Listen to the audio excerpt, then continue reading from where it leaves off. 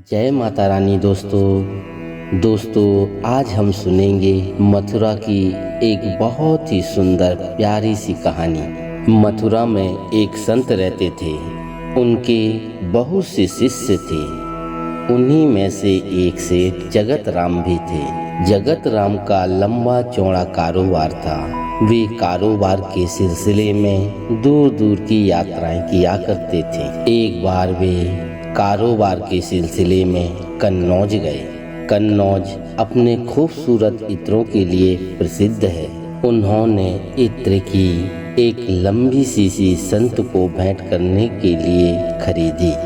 सेठ जगत राम कुछ दिनों बाद काम खत्म होने पर अपने मथुरा लौटे।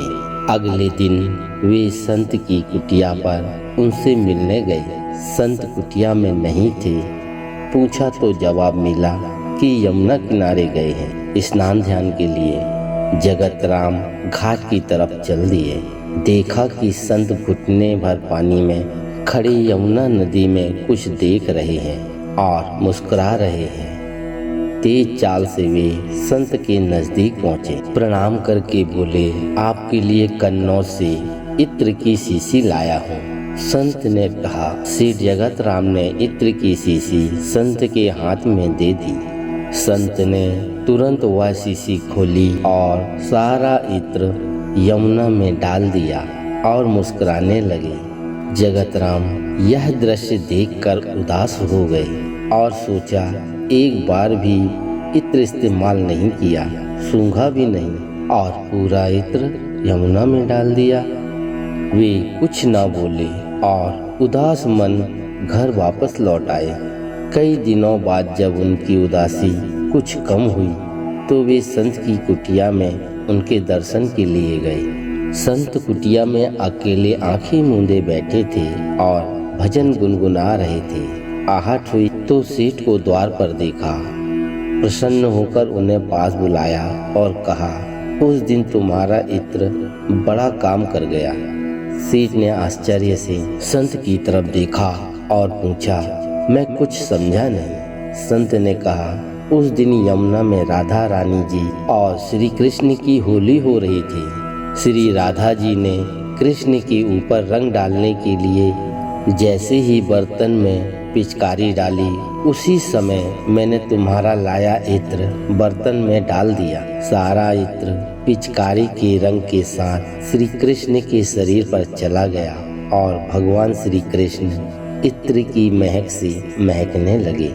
तुम्हारे लाए इत्र ने श्री कृष्ण और राधा रानी जी की होली में एक नया रंग भर दिया। तुम्हारी वजह से मुझे भी श्री कृष्ण और राधा रानी की कृपा प्राप्त हुई। सेठ जगत राम आंखें फाड़े संत को देखते रहे। उनकी कुछ समझ में नहीं आ रहा था। संत ने सेठ की आंखों में अविश्वास की झलक देखी तो कहा, शायद तुम्हें मेरी कही बात पर विश्वास नहीं हो रहा है। जाओ मथुरा के सभी श्री कृष्ण राधा के मंदिर के दर्शन कराओ, फिर कुछ कहना। सेठ जगत राम मथुरा में स्थित सभी श्री कृष्ण राधा के मंदिर में गए। उन्हें सभी मंदिर में श्री कृष्ण राधा की मूर्ति से अपने इत्र की महक आती हुई प्रतीत हुई। सेठ जगत राम का इत्र श्री कृष्ण और श्री राधा रानी ने स्वीकार कर लिया था। वे संत की कुटिया में वापस लौटे और संत के चरणों में गिर पड़े। सेठ की आंखों से आंसू की धारा बह निकली और उसे संत जी का अधिकार मालूम हुआ। संत की आंखें भी प्रभु श्री कृष्ण की याद में गीली हो गईं। इसीलिए सदैव ध्यान रहे कि संत महात्मा भले ही हमारे जैसे दिखते हों, रहते हों, लेकिन वे हर वक्त ईश्वर में मन लगाए रहते हैं। हम जैसों के लिए यह अधिकार तब प्राप्त होगा जब हमारी भक्ति से बढ़े, नाम सिमरन बढ़े। प्राचीन काल में एक कलिक नाम वाला व्याध रहता था। वह सदा पराई स्त्री और पराय धन के अपहरण में ही लगा रहता था।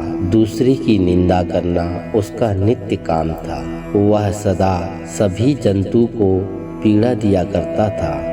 उसने कितने ही ब्राह्मणों तथा सैकड़ों हजारों गौओं की हत्या कर दी थी। पराये धन का तो वह नित्य अपहरण ही करता था। देवता के धन को भी हड़प लेता था।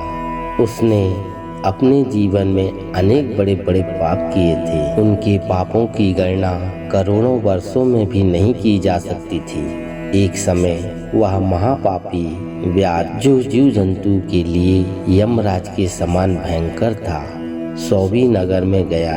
वह नगर सब प्रकार से वैभव से संपन्न, वस्त्र आभूषणों से विभूषित, युवतियों द्वारा सुशोभित, स्वच्छ जल वाले सरोवरों से अलंकृत था, भांति भांति की दुकानों से सुसज्जित था। देवनगर के समान उनकी शोभा हो रही थी। व्याध उस नगर में गया।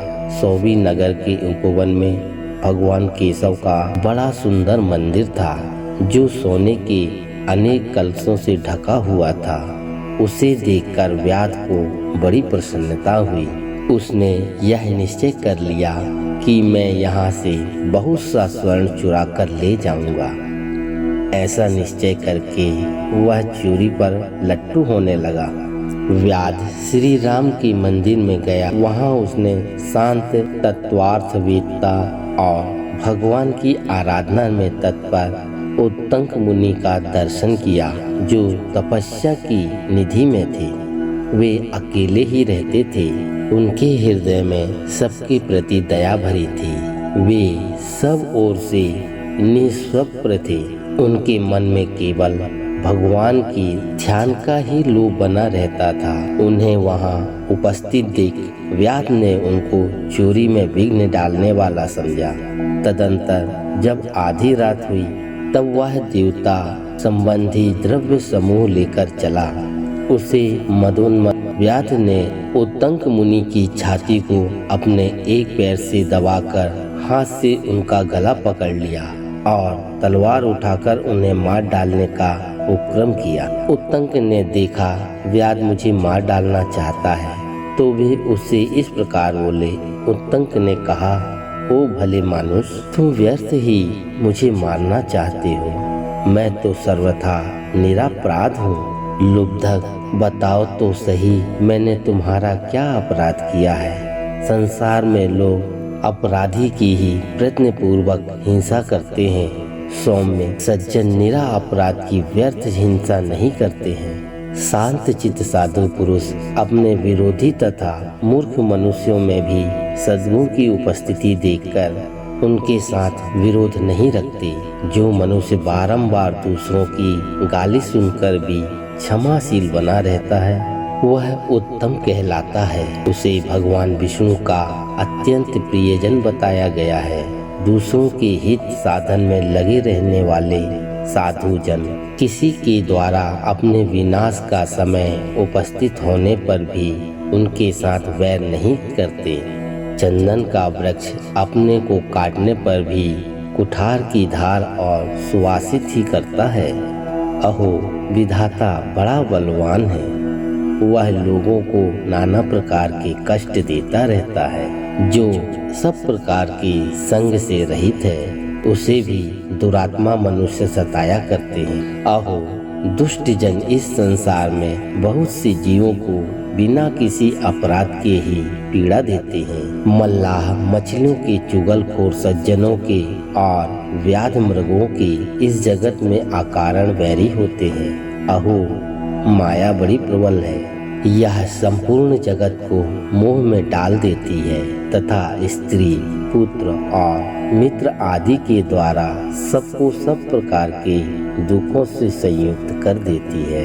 मनुष्य पराये धन का अपहरण करके जो अपनी स्त्री आदि का पोषण करता है, वह किस काम का? क्योंकि अंत में उन सबको छोड़कर वह अकेला ही परलोक की राह लेता है। मेरी माता, मेरे पिता, मेरी पत्नी, मेरे पुत्र तथा मेरा यह घर बार, इस प्रकार की ममता व्यर्थ ही प्राणियों को कष्ट देती रहती है। मनुष्य जब तक कमाकर धन देता है, तब तक लोग उसके भाई बंधु बने रहते हैं और उसके कमाए हुए धन को सारे बंधु बांधव सदा भोगते रहते हैं। किंतु मूर्ख मनुष्य अपने किए हुए पापों के फलस्वरूप दुख को अकेला ही भोगता है।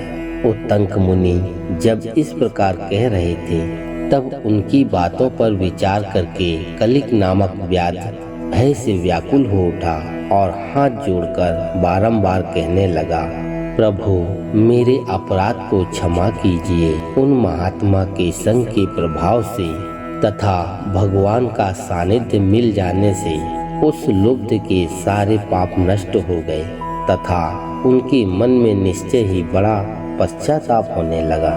वह बोला, विप्रवर, मैंने जीवन में बहुत से बड़े बड़े पाप किए हैं, किंतु वे सब आपके दर्शन मात्र से नष्ट हो गए।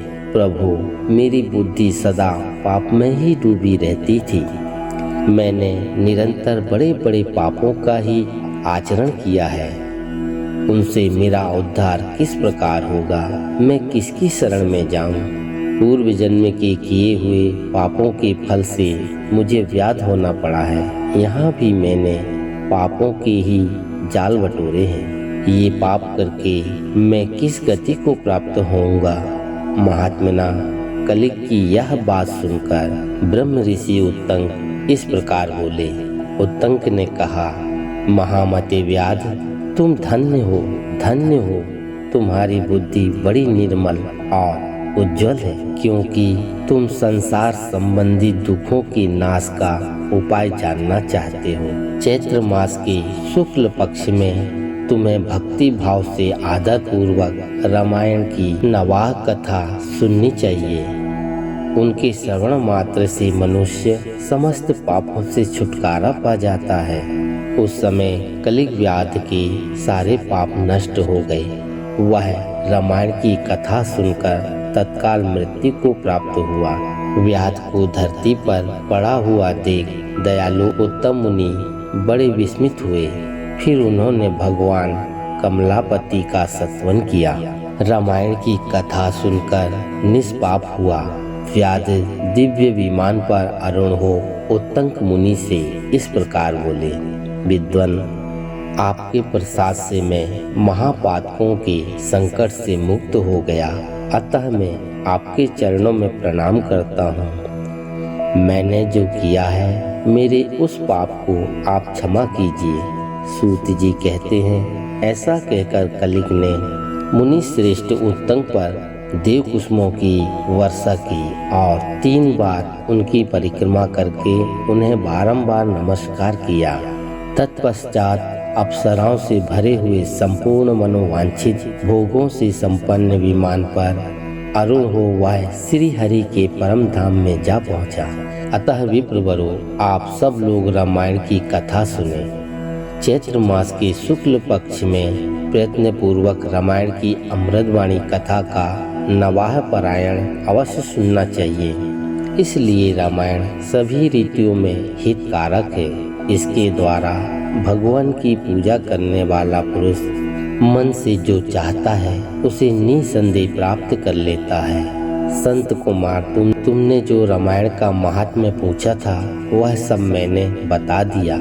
अब और क्या सुनना चाहते हो? इस प्रकार यह कहानी समाप्त होती है। दोस्तों, अगर यह वीडियो आपको अच्छी लगी हो तो लाइक करें, शेयर करें और सब्सक्राइब करना बिल्कुल ना भूलें। दोस्तों, जय माता दी।